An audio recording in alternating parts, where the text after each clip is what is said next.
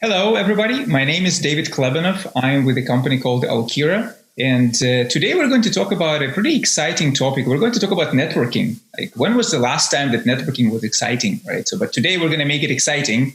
And what we're going to do, we're going to talk about networking, not just networking in general, but we're going to focus on networking in the context of a cloud. Like, what does happen to networking when the cloud era hits? And specifically, our agenda is going to be around three individual topics. We're going to recap the different options that exist today for cloud networking. We're going to talk about what are the challenges around cloud networking today, how are these challenges being mitigated. So spend some time talking about that, but then really talk about the Alkira solution and see what we bring to the market with what we call an Alkira Cloud Services Exchange, which is really focused on solving this networking and other issues for the cloud era. And at the end, I'm going to give you a bit of a glimpse on a couple of deployment use cases or main deployment use cases that this technology can be applied to. So let's play out an interesting scenario in here. So think about this three personas that you see on the bottom of the screen. And in fact, these are the two categories of personas. The first category of the persona is the networking and security person, right? This is the traditional infrastructure, IT personnel dealing with all the networking and security aspects of the infrastructure. And then next to it, you have the cloud architects, the cloud administrators, and the application developers. So these are the folks who are dealing with directly with the cloud aspects of it, from the compute standpoint, from the storage standpoint, from the application standpoint. And now look at the collection of these clouds, right? Now, some of these clouds are familiar to us as an infrastructure as a service clouds, which are the three main ones for AWS, Microsoft Azure, and Google Cloud Platform, the GCP, right? But we also have the SaaS offerings, and there's quite a few applications that really kind of a part of that software as a service offering. But some of the most prominent ones are Office 365, Salesforce, Box, Dropbox, all kind of software as a service applications. And then, of course, we have the internet applications, which are more of a generic in nature.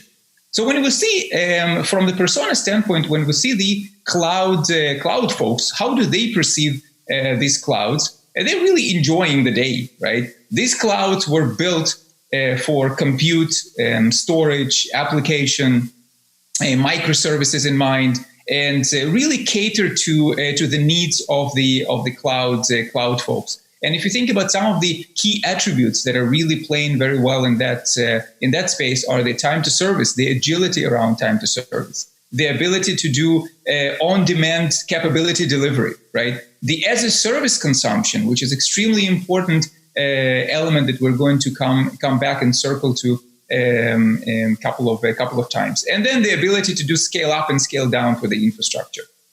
Now, these are all great. At the same time, when you look at what happens to the network and security aspects when it pertains to the cloud, you can see the plethora of challenges that network and security architects and engineers are facing around scalability and the expertise that are required, and security and visibility and over provisioning. So quite a few challenges that these folks are facing. So how is the industry coping with this? What are the several sort of solutions that exist on the market today that allow the networking folks and the security folks to try and address the networking needs for the cloud? So the first one that we're seeing quite a lot is the use of the co-locations, right? It's a very proven, very solid model. However, it comes with certain drawbacks. Many times co-location deployments carry a high provisioning cost, right? A complexity of provisioning, because many times they are anchored on a physically deployed gear, physically deployed equipment, right? Routing between different regions of the same cloud or across multiple clouds becomes very cumbersome, because the traffic needs to be extracted from the cloud to swing through the co-locations, especially if network services such as firewalls are deployed in those locations. So the suboptimality of routing is something that strikes the tone with the co-locations. The second approach that we're seeing is a cloud-native approach, where organizations are leveraging the cloud-native capabilities of the three major clouds, the AWS, Azure, and GCP, in order to deliver these networking capabilities. So some of the drawbacks we're seeing is that it's really dependent on the cloud provider. Every cloud provider addresses this differently. So every solution that is built on top of these clouds in a cloud-native fashion is very specifically tailored for that cloud. Lack of expertise from the networking and security folks becomes very, very challenging because, again, the clouds have been built with compute storage application in mind, not quite with networking and enterprise-grade networking in mind. And when you figure this all out and you somehow deploy this, you are hitting quite a lot of restrictive cloud limits, especially for networking and security, because these clouds were really not, like I said, were not envisioned to be built with networking, security, visibility, and other elements inside. Now, the third one that we're seeing is the do-it-yourself approach to cloud networking.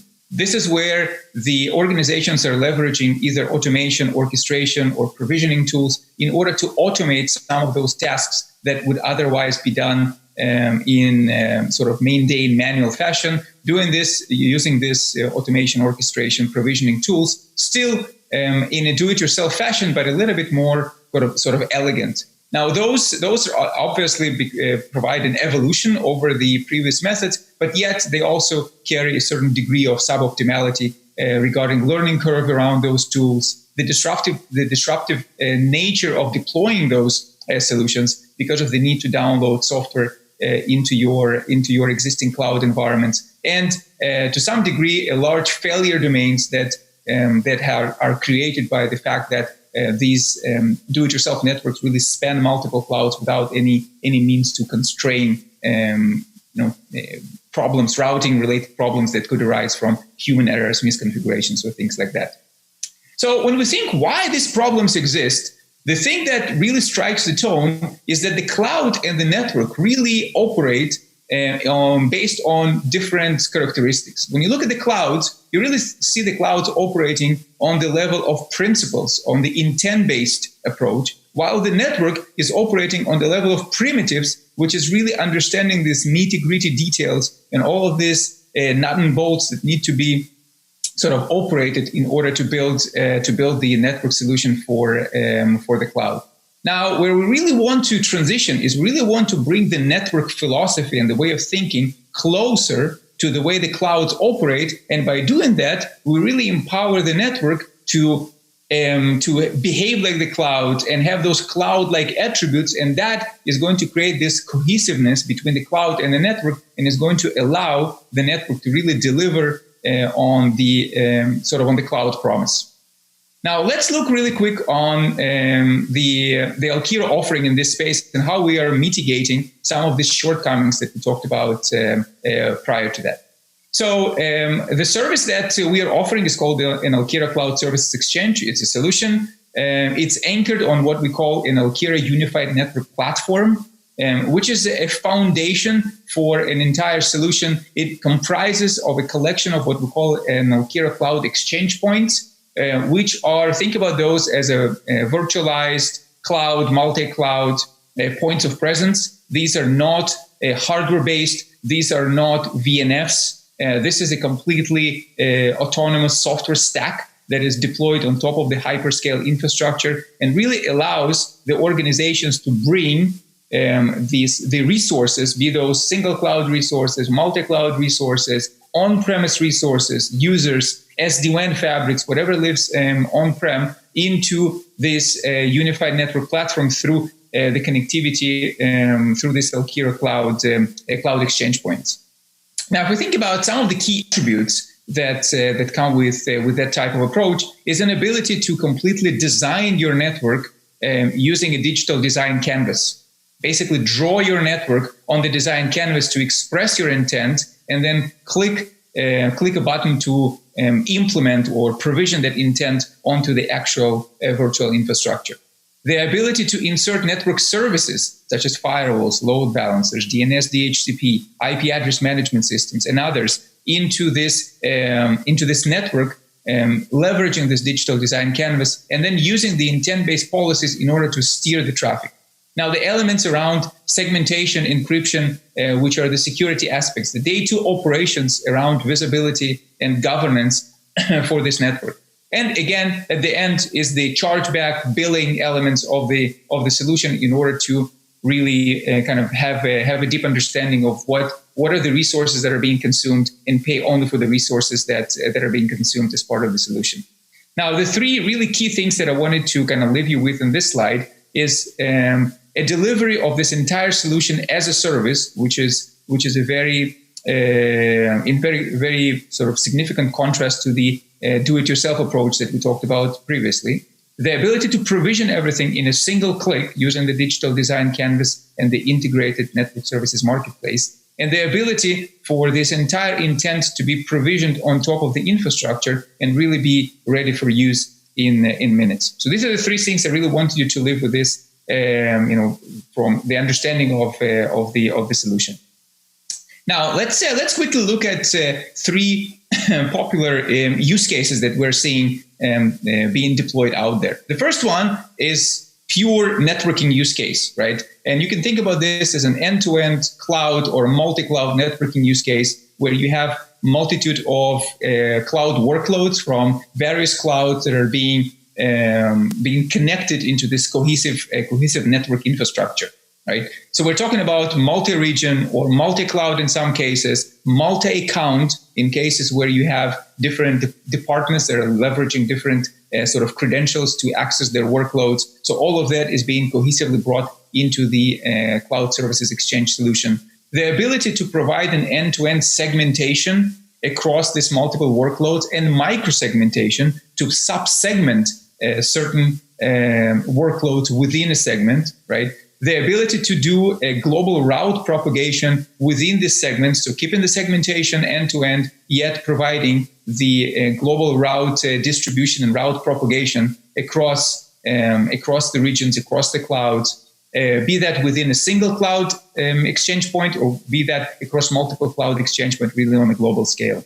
Now, the sizing of those cloud resources and the ability of the network to really accommodate the sizing of these workloads as required. So when sort of a compute administrator deploys a workload that requires large or extra large capacity, a network can play along with it and provide the connectivity that accommodates those needs from the compute standpoint. And as I mentioned earlier, the ability to really just pay for the services that are being consumed in form of billing or perform a chargeback to the organizational units that are consuming those resources, so IT does not really become a single bearer of the financial responsibility for the deployed solution.